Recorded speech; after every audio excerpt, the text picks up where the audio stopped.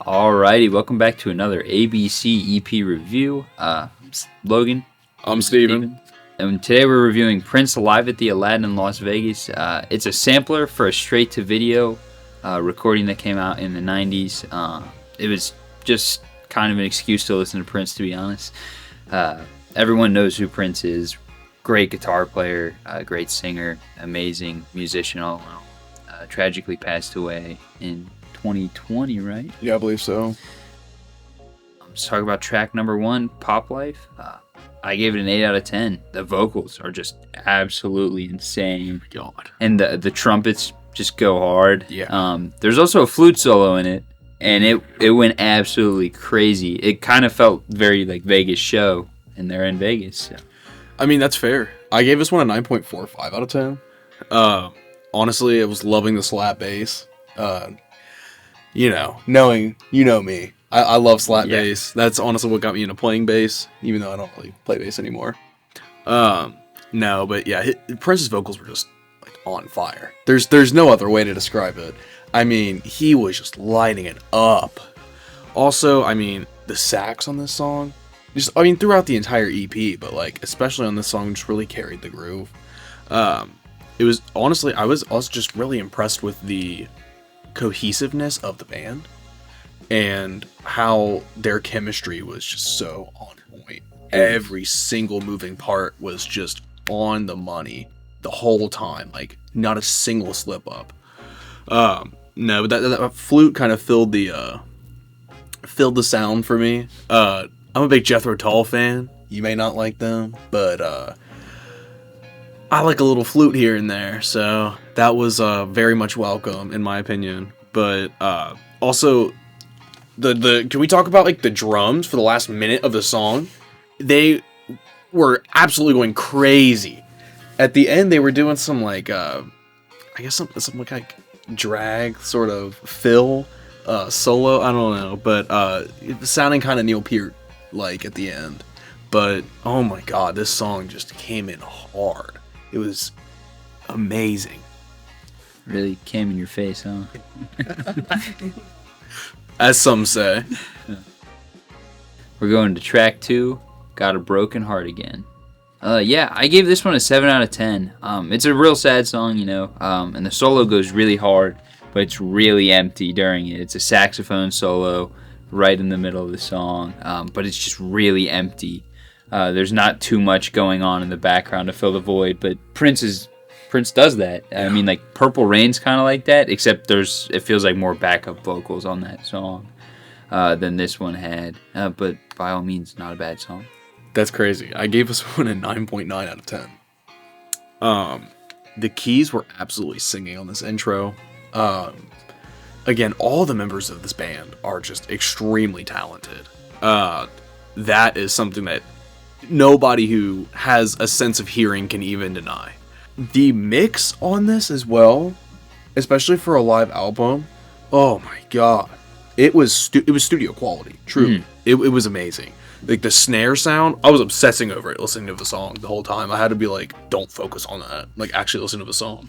No, but other than that, I mean, Prince, of course, had a big head about his talent. Yeah, rightfully so. I mean, come on, it's Prince. But he was really flaunting the vocals on this song, and he did an amazing job. I mean, he talks a lot. He talked a lot of talk, but I mean, he walked the walk too. Yeah, you cannot deny that. Again, the band though, I mean, their dynamic control in some parts, like I think when it went from like the slower, like vocal, like Prince's like vocal part to like the band jumping back in, there was a somewhat gradual build-up in dynamics, and the entire band was just right there with one another. Yeah. Just amazing. Also, I need to find out who the sax player is.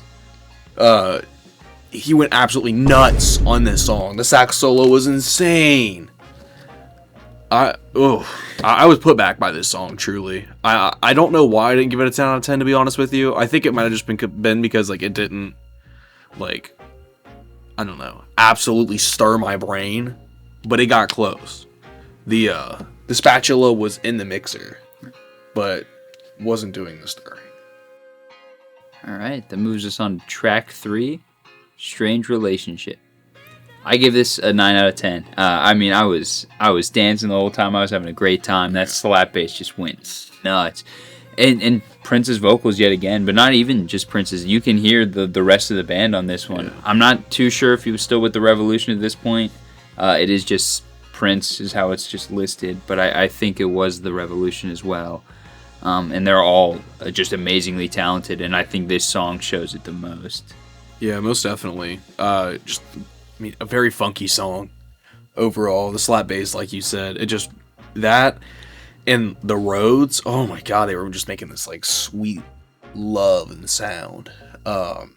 It was just mixing beautifully in my brain and stirring around. To bring back that analogy, but I really appreciated Prince's like mid vocal range on this. Mm-hmm. I haven't really listened to a ton of Prince throughout the course of my music listening years. However, I really like his mid range too. Like a lot of people recognize him for his like high notes that he can hit because he gets up there. He gets up there on this EP too. Oh yeah. But even then, I mean, he's just something else. But this song, you said you were dancing. I was wanting to dance in the most unhinged manner when I was listening to this. I was like, I need to get up and start moving. Yeah. Did I say my rating for it? You did not. 9.7 out of 10. Alrighty. And that moves us into track 4, Sometimes It Snows in April. I gave this another 9 out of 10. It's immaculate. And I think this is one that I would say is up there with like Purple Rain and Prince's best ballads. I hadn't heard it before listening to this, and I listen to Prince every day. And it took me by surprise. He goes absolutely bonkers. It's just beautiful. Honestly, the strings on this song, I did not expect it because they really weren't in any of the other songs, or if they were, it was not prevalent enough for me to notice. They really weren't. I want to say this was towards the end of the show, since this is a sampler of a live, like a live recording that they put direct to video. It's just 4 tracks off of it to get you interested. That's fair. Like this song also just beautifully displays the chemistry. Okay. I mean, I'm still obsessing over it. I just can't get past it, to be honest with you. It kind of like puts me at a loss for words, but like. Well, yeah, it's done just that. Now that I'm not even able to say anything about it. But I feel like Prince's vocals on this song were not just the icing on the cake, but the cherry on top as well. Yeah. It just adds so much. I mean, there's so much there already musically with the strings, with the bass, with the keys. But there was a lot going on. And they still left room for Prince to just kill it. Mm-hmm. And that's, oh my god, that's what they did. I can only imagine being at this show and like walking out, like what that feeling would be like. Yeah. It makes me envious of people who were able to see Prince live. That would totally have been an incredible experience. Yeah, nothing greater. I mean, the closest we would have got was the Super Bowl performance. Yeah. Really. Did I say my rating for the song? Did not. 9.4 out of 10. But with every great EP or album, there is a downfall, and that is the album art for this. It's atrocious. It's a 2 out of 10. But it's because it doesn't really have to be a good album art. It's just going based off of you see Prince's name, you pick it up. Yeah, I mean, I don't really like the album art that much, but at the same time, it's like, it's a live album. It's not supposed to have great art. It's probably some, like, blurry ass picture taken at the show or something of that nature. I mean, it's got Prince on the cover. It's got Prince's name on the cover. You know it's Prince. I mean, it does its job for that. I mean, 3 out of 10. That brings us to the end of our review. We hope you enjoyed. We hope you check out the EP. It's pretty good. Don't forget to like, comment, subscribe, share with your grandma for all I care. See you in the next one.